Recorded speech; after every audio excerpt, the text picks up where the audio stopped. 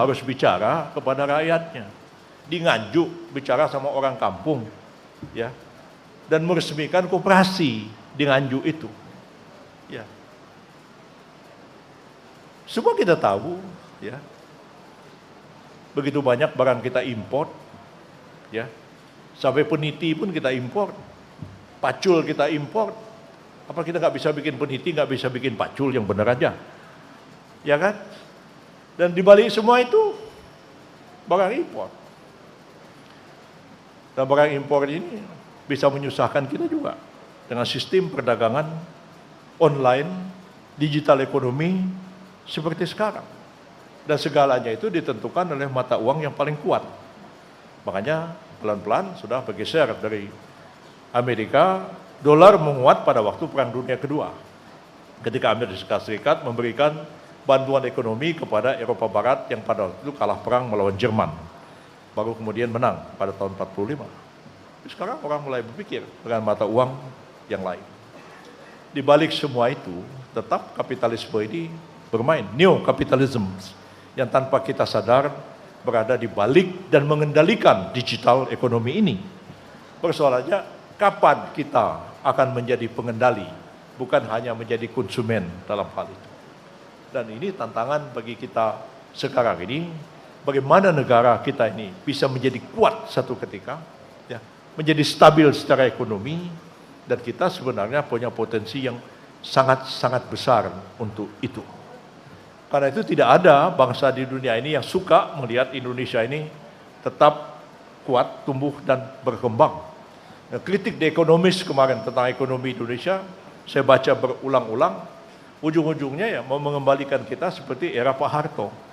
Akhirnya bangsa kita ini hanya jadi bangsa pengekspor bahan-bahan mentah yang nilai ekonominya tidak sebanding ketika sudah menjadi produk mesin dan teknologi di zaman modern sekarang.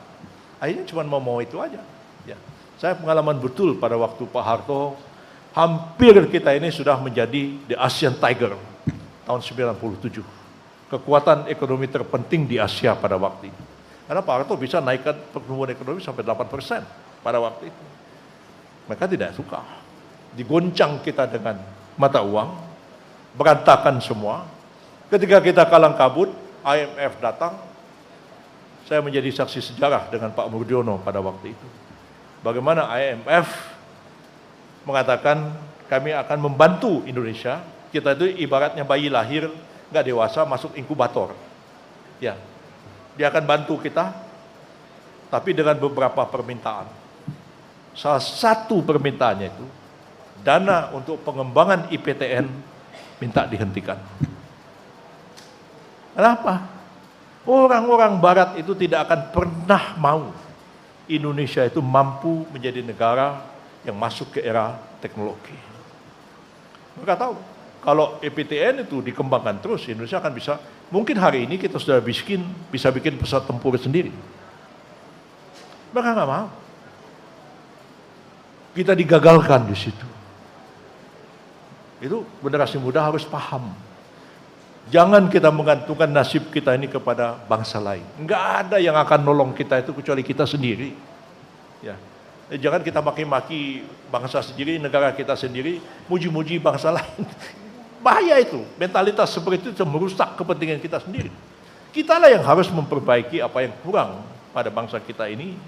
Dan sekiranya termasuk juga pembangunan hukum kita. Salah satu sisi yang lemah dari pemerintah ke pemerintah berganti sampai pada pemerintah sekarang, masih juga orang mempersoalkan adanya ketidakpastian hukum di negara kita ini dan birokrasi yang berbelit-belit, ya. Dan kemudian ujung-ujungnya adalah biaya-biaya ekstra yang harus dikeluarkan.